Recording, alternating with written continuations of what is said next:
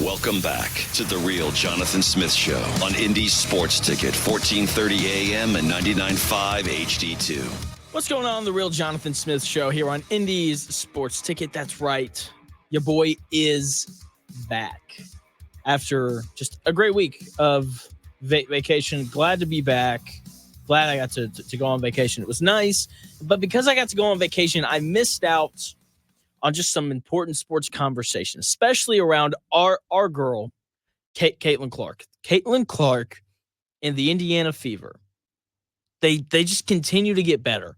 It's impressive. They show up night in, night out. They compete. Caitlin Clark has gone to a whole different level. Aaliyah Boston and Kelsey Mitchell have both upped their game. That in part because Caitlin Clark has gone to this whole new level, and they are legitimately fun to watch.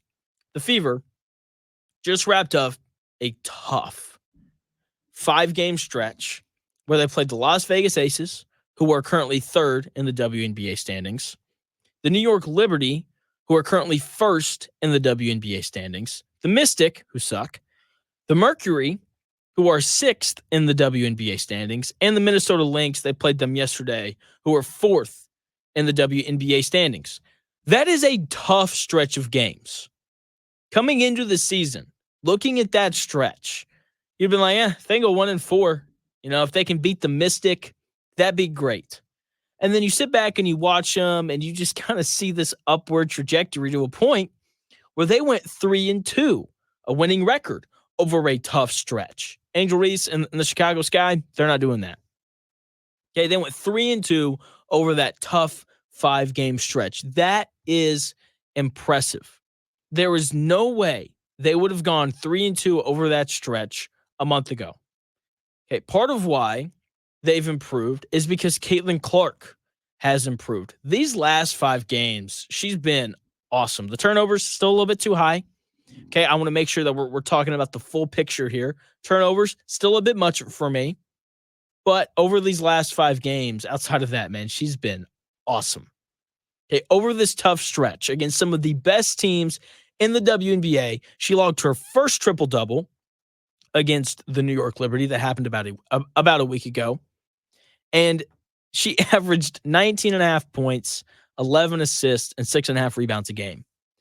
Those are great numbers for anyone, yet alone a rookie, against some of the best teams in the WNBA. She's averaged a double-double against, this tough stretch of teams that are dominating the WNBA currently.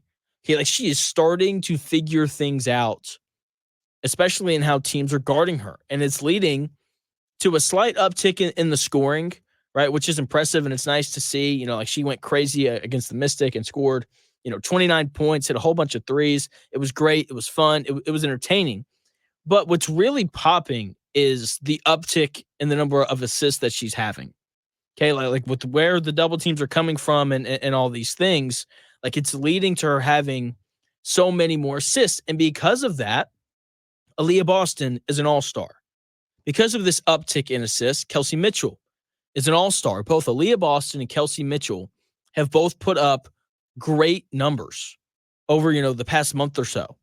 Okay, Kelsey Mitchell averaged 20 points a game in that tough 5-game stretch against some of the best teams in the WNBA. Aaliyah Boston averaged a double-double. She dominated yesterday. It's like 17 points and 16 rebounds. Jeez.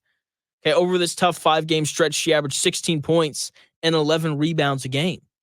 The Fever's 3 best players, all of their averages went up during that 5-game stretch compared to their normal averages.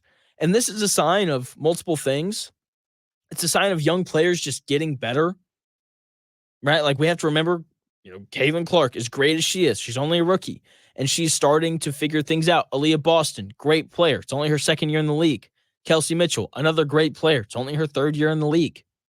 Okay, so we are not only seeing them get better and improve, but we're also seeing them learn how to play together.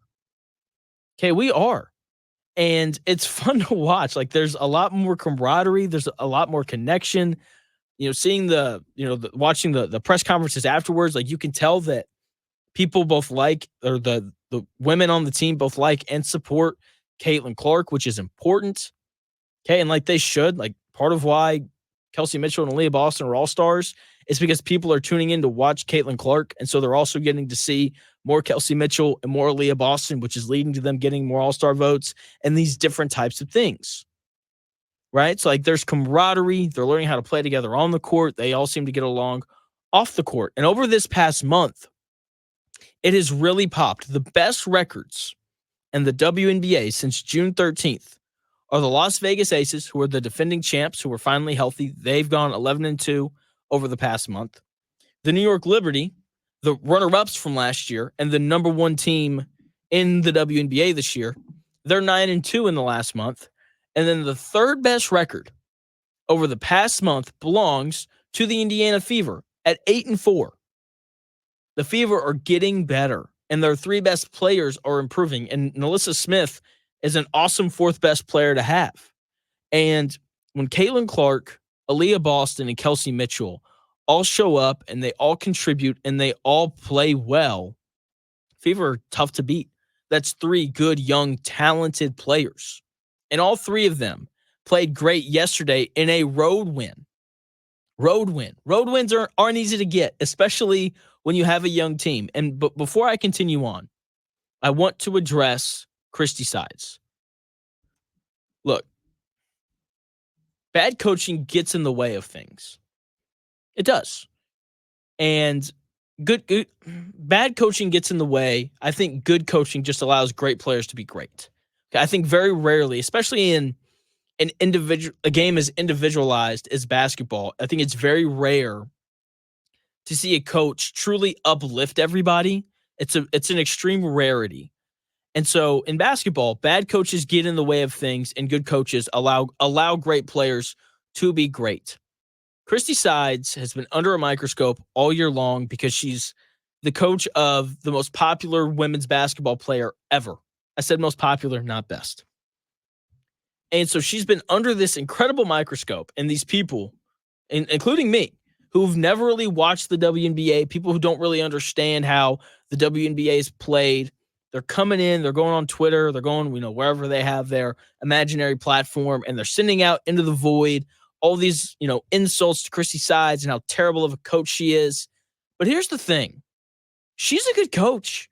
She has done a good job of bringing this team along. Has she made some mistakes? Sure. No doubt about it. But what coach doesn't make mistakes? The great Coach Knight made mistakes. Especially, I'm sure he did, especially at Army when he was a young, new, first-time head coach. Like, this is Christie Sides' first head coaching job. And she's, had this awesome, intriguing player just kind of thrust upon her. And it's like, figure this out or people are going to get really mad at you. And I think she's handled it well. I think a large part of why the Fever are 8-4 over, the last month isn't just because Caitlin Clark, Aaliyah Boston, and Kelsey Mitchell have been awesome offensively, but this team has figured out how to defend. And listening to Lynn Dunn, who comes on this station every Friday at 1 o'clock on the Dan Dockett Show, which is available from noon to 3, she is stressed that Christie Sides is a defensive-minded head coach. And we are seeing that. Okay, we are seeing the improvement that this Indiana Fever team has had on the defensive side of the ball, which is important because you don't go on the road to play against the Minnesota Lynx, who are one of the four best teams in the WNBA. You don't go on the road and win that game unless you can get stops. You don't go 8-4 over a month-long stretch unless you can figure out a way to get stops. Now, the great part is because of Caitlin Clark and Aaliyah Boston and Kelsey Mitchell's offensive abilities, you don't have to get a ton of stops. You have to get just enough of them. And they do. Okay, like, this is an impressive team that can really, score, not at will, but they score pretty easily with Caitlin Clark's playmaking ability, Aaliyah Boston's ability to score inside, and Kelsey Mitchell's speed and shooting ability. The question has been defensively, like, what are they going to do? And Christie Sides has found a way to get these women to buy in on the defensive side of the ball. She's made some lineup adjustments. We're seeing a lot more Lexi Hull and Katie Lou Samuelson. I believe I'm saying her name right. So, like, they're good. And part of that isn't just because Caitlin Clark's amazing, but it's also in part to how good of a job Christie Sides has done. She hasn't been perfect, but she has done a good job coaching this team. I thought it was evident yesterday.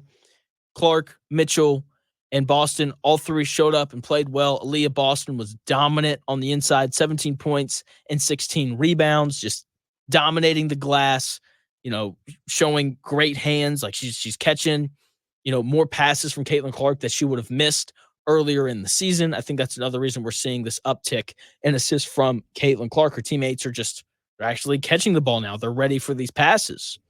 And that leads to Aaliyah Boston scoring 17 points. She was awesome. Kelsey Mitchell led the Fever in scoring, 21 points. Okay, like that girl, she can score.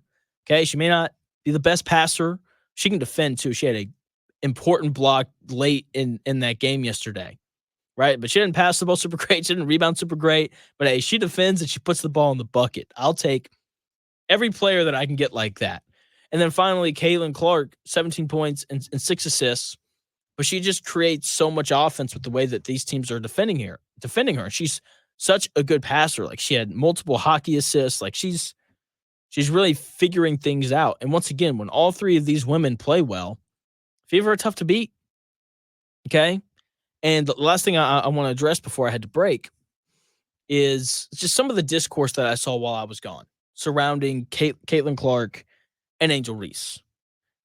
Angel Reese's 15-game double-double streak to me was both impressive and annoying. Okay, like to rebound as well as she has as a rookie is impressive.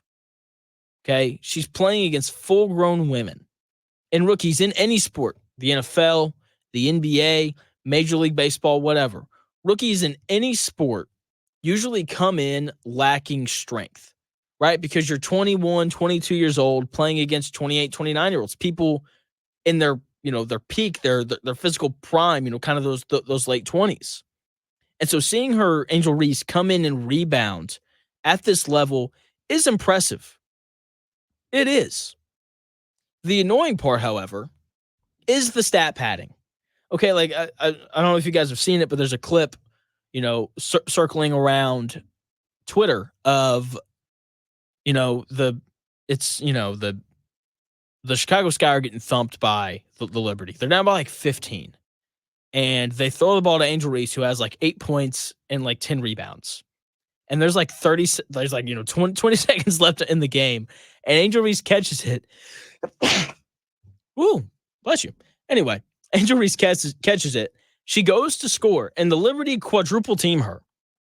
Okay, like it was the most blatant stat padding thing I've ever seen, and that was where her 15-game double-double streak came to an end.